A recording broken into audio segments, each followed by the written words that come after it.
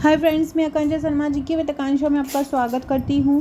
Friends, mains के बहुत super duper प्रश्न आज मैं आपके लिए लेके आई हूँ, क्योंकि अक्टूबर में एग्ज़ाम होने का कैलेंडर आ गया है और लास्ट अक्टूबर में एग्ज़ाम है और उसके लिए बहुत ही ज़्यादा महत्वपूर्ण प्रश्नों का कलेक्शन अब हम डेली वीडियो के द्वारा पढ़ेंगे। और जिससे मैं ये पढ़ा रही हूँ, मेरा MPPSC मेंस के नोट्स में से मैं आपको पढ़ा रही हूँ। तो चलिए स्टार्ट करते हैं। आज हम 5-7 प्रश्न बहुत ही जल्दी करेंगे और आपको भी फटाफट ये पता हो जाएगा कि इनमें आपको क्या लिखना है। भले ही आप उसको अपनी तरीके से भी लिख सकते हो, बट एक डाटा मिल जाता है कहीं पे भी उस टॉपिक से, तो वो ज़्यादा अच्छे से आप लिख पाते हो।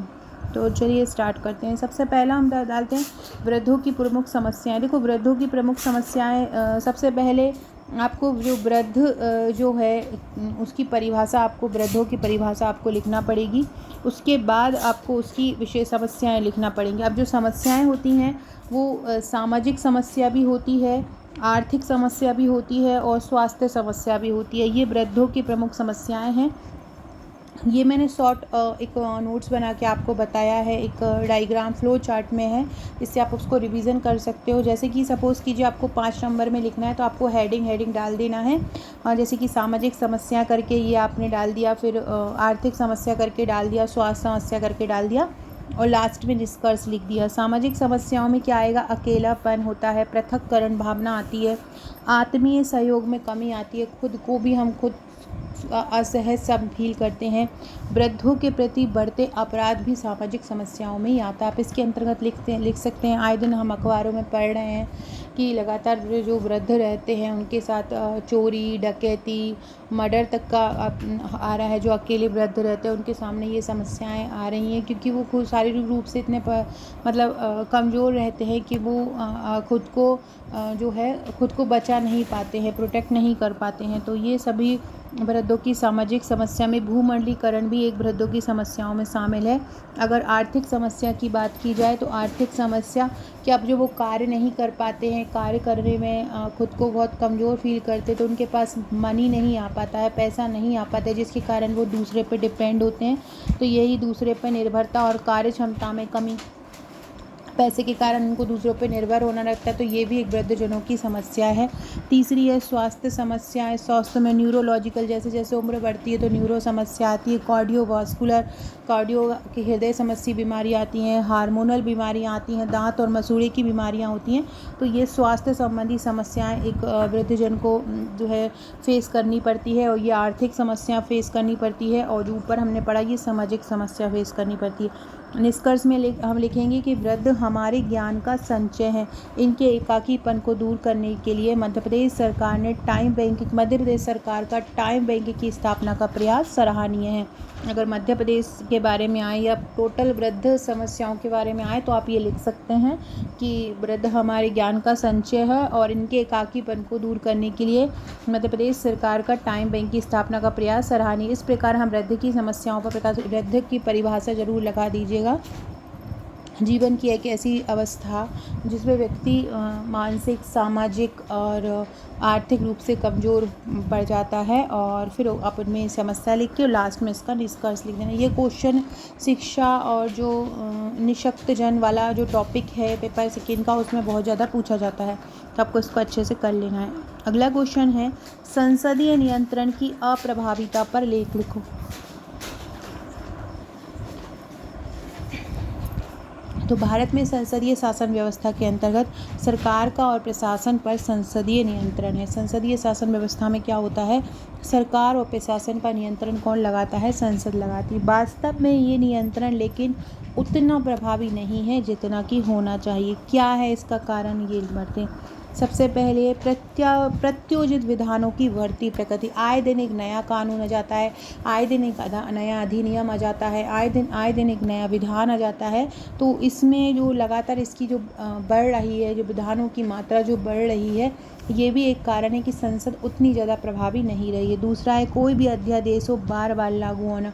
अध्यादेश का बार बार लागू होना, कोई भी अध्यादेश होता है बार बार लागू होता है, तो वो उतनी संसद पे विश्वसनीयता कम होती है। अनुदान आदि में तकनीकी प्रकृति की जानकारी ना होना भी संसद की अप्रभाविता का कारण है। कार्यपालिका का नीति निर्माण में दखल देना। कार्यपालिका भी अब नीति निर्माण में दखल देने लगी, जबकि शक्तियों का हस्तांतरण 3 भागों में डिवाइड किया है, फिर भी कार्यपालिका नीति निर्माण में दखल दे रही है। इसके बाद संसद में विशेषज्ञता का भी अभाव है। संसद के बाद गिलोटिन का बढ़ता प्रयोग भी, ये गिलोटिन क्या होता है मैं आपको बताती हूँ, क्योंकि ये गिलोटिन 3 नंबर में पूछा जा सकता है। पहले ये पढ़ लीजिए फिर बताती हूँ। संसद के पास समय का भी अभाव होता है और गिलोटिन का बढ़ता प्रयोग भी इसकी अप्रभाविता का कारण। ये सभी कारक संसदीय नियंत्रण को कमज़ोर करते हैं। तो ये संसद नियंत्रण की अप्रभाविता अगर 5 नंबर में आए तो आपको ये हेडिंग लिख देना है, हेडिंग लिख देना है। और अगर ये 11 नंबर में आता है तो आपको इसके अंतर्गत लिख देना है। फ्रेंड्स, ये मैं आपको मेरे नोट्स में ये क्वेश्चन मिलेंगे और जो आपको मेरे नोट्स के साथ 25 व्हाट्सएप के ग्रुप मिलते हैं उनमें भी मैं ये जो एक एडवांस ग्रुप आपको मिला होगा उस एडवांस ग्रुप में या मेंस का जो टेस्ट सीरीज़ वाला ग्रुप है उसमें मैं ये क्वेश्चन आपको अभी आंसर पहुंचा दूंगी, तो आप लोग उसको अपडेट करके एक बार और पढ़ लीजिएगा। अब बुलेटिन क्या होता है वो पढ़ लीजिए। ये 3 नंबर में आ सकता है बुलेटिन आपको कि बजट सत्र के दौरान मंत्रालयों की अनुदान मांगों को बिना चर्चा के ही पारित करना बुलेटिन कहलाता है। जब भी संसद का सत्र चलता है, बजट सत्र चलता है संसद में, तो मंत्रालय जो होते हैं वो अनुदान के लिए कुछ राशि मांगते हैं। अब उन राशियों को बिना जांचे परखे, बिना चर्चा के ही पारित कर देना क्या कहलाता है? बुलेटिन कहलाता है। और इसका अनियमित या बार बार प्रयोग करना, इसका बढ़ता प्रयोग संसद की अप्रभाविता का कारण है। तो इस प्रकार ये आप लिख सकते हैं। ये 3 नंबर में आता है, 3 नंबर में लिख सकते हैं। अब हम पढ़ते हैं आचार संहिता क्या है और इसके दिशा निर्देश क्या है। अभी चुनावी समय में आप बहुत ज़्यादा आचार संहिता सुन रहे होंगे, तो वो हम पढ़ते हैं। फ्रेंड्स, आगे बढ़ने से पहले ये मेरा मेंस का पैकेज है। ऐसी बुकलेट आपके पास आती हैं पेपर फर्स्ट से पेपर 6 तक की ये बुकलेट है।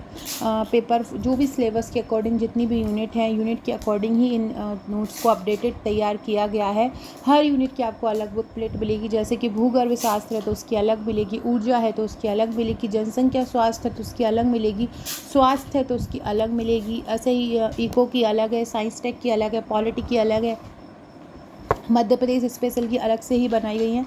तो ये सभी नोट्स, इसमें आपको टोटल 44 बुकलेट मिलती है। Handwritten flow chart diagram सहित ये नोट्स हैं, जैसा कि आप पढ़ रहे हैं। टोटल 44 बुकलेट मिलती हैं। इसमें 5 और 11 नंबर की 32 बुकलेट मिलती हैं और 3 नंबर की 12 बुकलेट मिलती है। जिन लोगों की भी तैयारी नहीं हुई है वो लास्ट समय में हमारे नोट्स मंगाकर अपनी तैयारी को अंजाम दे सकते हैं। बहुत ही अच्छे से सुंदर तरीके से प्रश्नों को लिखा गया है और बहुत ही महत्वपूर्ण प्रश्न जो कि एग्ज़ाम में आना ही है उन प्रश्नों को कवर किया गया है। पेपर फर्स्ट से लेके पेपर 6 तक के नोट्स हैं। पेपर 6 में भी आपको एक निबंध लेखन की, जो कि सिलेबस में टॉपिक दिए गए हैं वो, और एक प्रारूप लेखन की बुकलेट आपको मिलेगी। इसके अलावा केस स्टडी, एथिक्स की भी केस स्टडी की भी बुकलेट देती है। मतलब ऐसा कोई भी टॉपिक नहीं है जो आपको इन नोट्स में छूटा हुआ है, सब कुछ यहाँ पे कवर किया है। तो अगर आप ये लेना चाहते हैं तो आप मुझे व्हाट्सअप कर सकते हैं। साथ में अगर आप 2020 तक के सॉल्व पेपर भी लेना चाहते हैं तो वो भी आप परचेज़ कर सकते हैं। इस तरह का बॉक्स आपके घर पे पहुंचता है। 12-13 किलो का ये बॉक्स होता है जिसमें 44 बुकलेट रखी हुई होती हैं। और अगर आप हमारे प्रीलिम्स का एग्ज़ाम भी नवंबर में नोटिफिकेशन आ जाएगा, आप हमारे प्रीलिम्स के लिए नोट्स लेना चाहते हैं, 11 बुकलेट प्रीलिम्स की मिलती हैं, तो वो भी आप ले सकते हैं। ये सभी बुकलेट आपको दी जाती हैं। तो ये अगर आप हमारा मेंस का पैकेज लेना चाहते हैं, मेंस के पैकेज के साथ हमारे एक बहुत इंपॉर्टेंट चीज़ है कि हम आपको ग्रुप प्रोवाइड कराते हैं। इस ग्रुप में भी आपकी तैयारी करवाई जाती है। ग्रुप में भी बहुत इंपॉर्टेंट क्वेश्चन मैं आपको देती हूँ। अगला क्वेश्चन है आचार संहिता क्या है और इसके दिशा निर्देश। तो आचार संहिता क्या होते हैं? ऐसे दिशा निर्देश जिन्हें राजनीतिक पार्टी को चुनाव के समय अपनाना होता है।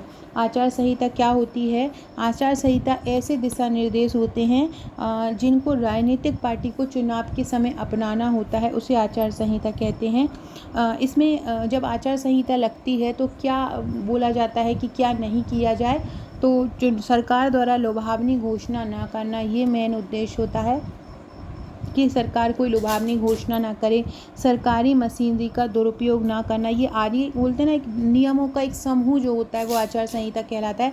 और इस आचार संहिता के अंतर्गत ये आता है कि सरकार कोई लुभावनी घोषणा ना करे, सरकारी मशीनरी का दुरुपयोग ना करे, जाति धर्म के मुद्दे ना उठाए, चुनाव के दौरान धन और बाहुबल का उपयोग ना करे, एग्जिट पोल प्रकाशन पर रोक लगाई जाए और बड़ी मात्रा में नकदी लेकर ना चला जाए।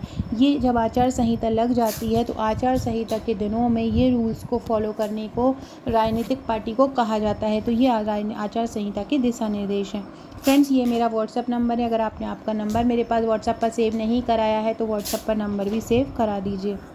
अगला क्वेश्चन है, राज्य में कार्यरत, राज्य मतलब हमारा मध्य प्रदेश, राज्य में कार्यरत ग्रामीण स्थानीय स्वशासन संस्थाओं के कार्यकरण व समस्याओं पर एक आलोचनात्मक निबंध लिखो। तो ये क्या करता है, ये देश में लोकतंत्र को जमीनी स्तर पर तैयार करने की एक क्रांतिकारी संकल्पना है। हमारे जो महात्मा गांधी थे, उन्होंने सबसे पहले इसको बोला था कि जो अगर हम अपने देश की प्रगति करना चाहते हैं तो शुरुआत गांव से ही करना चाहिए।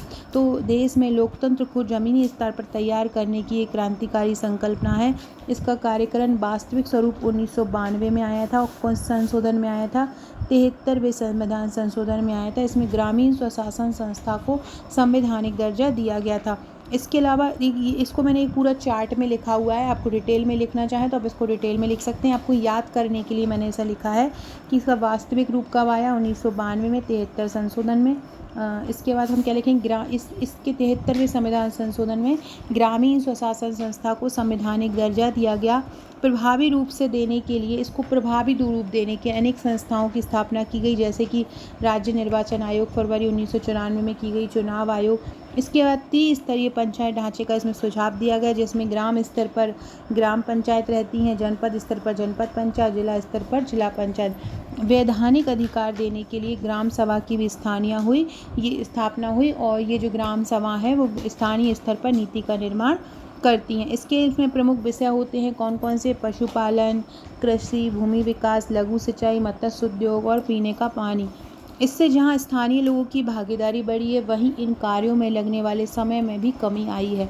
इस प्रकार कार्य क्षेत्र गर्व स्वाल से, इसका जो कार्य क्षेत्र है इसका जो कार्य क्षेत्र है जो स्थानीय स्वशासन प्रणाली का, वो गर्व स्वाल से लेकर शमशान तक है।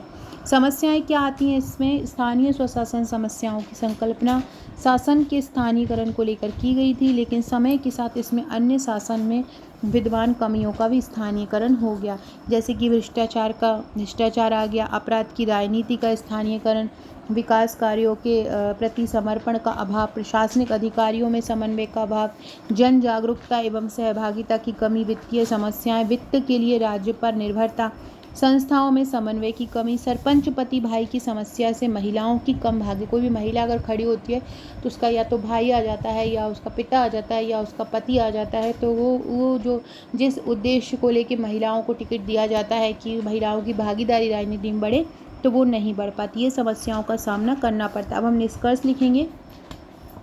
इस प्रकार हम देखते हैं कि पंचायती राज अपने पद से थोड़ा बिचला अवश्य है, परंतु जागरूक जनता, सजग नीति निर्माताओं और कुशल प्रशासकों द्वारा इन समस्याओं को आसानी से हल किया जा सकता है। तभी गांधी जी का सपनों का भारत जो गांव में बसता है का सपना पूरा होगा।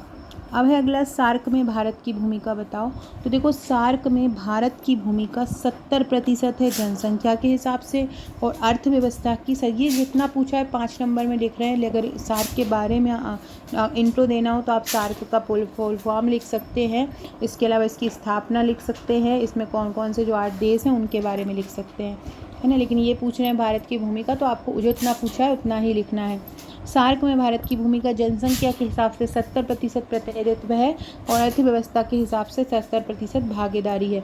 भारत का सार्क देशों के साथ व्यापार $15 बिलियन के बराबर है और भारत सार्क सदस्य देशों का सहयोग भी रहा है। इसके अलावा उसने काय में सहयोग दिया है, भूटान में ऊर्जा परियोजनाओं संबंधी सहयोग, नेपाल में आर्थिक सहायता संबंधी सहयोग, अफगानिस्तान को आर्थिक सहयोग, साझा विश्वविद्यालय की स्थापना नई दिल्ली में जो कि दक्षेस के नाम से हुई। सार्क में निष्कर्ष लिख लेंगे। सार्क में भारत की भूमिका के संदर्भ में अपेक्षा की जाती है भारत सदस्य देशों के परस्पर शैक्षिक और सांस्कृतिक संबंधों को बढ़ावा देने के लिए पहल करे। इससे भारत की सांस्कृतिक महत्वता को बल मिलेगा। अगला क्वेश्चन है, संसद के आवश्यक गुण कौन से हैं और भारतीय संसद किन अवरोधों से पीड़ित है, इनको कैसे दूर कर सकते हैं।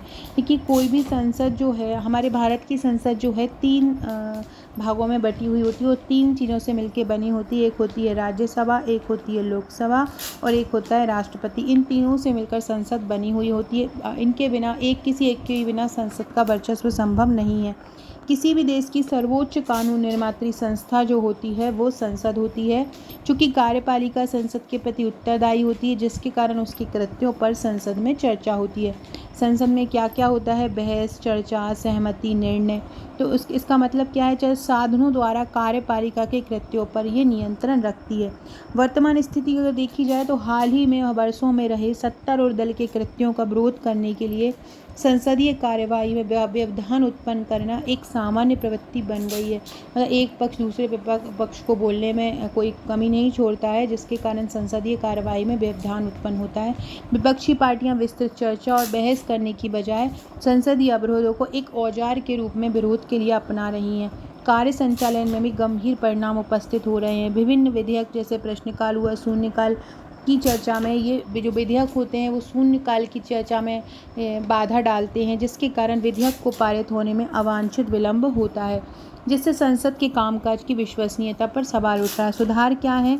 संसद की कार्यवाही के नियमों का कड़ाई से पालन किया जाए। कार्यपालिका को उसके कृत्यों के लिए जवाबदेह बनाने के लिए शून्यकाल, प्रश्नकाल जैसे उपकरणों का व्यवस्थित तरीके से इस्तेमाल किया जाना चाहिए। तो फ्रेंड्स, ये थे हमारे आज के क्वेश्चन। आशा है आपको क्वेश्चन पसंद आएंगे। यदि आप हमारे ये नोट्स लेना चाहते हैं, पैकेज लेना चाहते हैं, तो आप मुझे व्हाट्सएप कर सकते हैं। कल ऐसे ही और प्रश्नों के साथ मैं आपके सामने आऊँगी। Okay friends, thank you.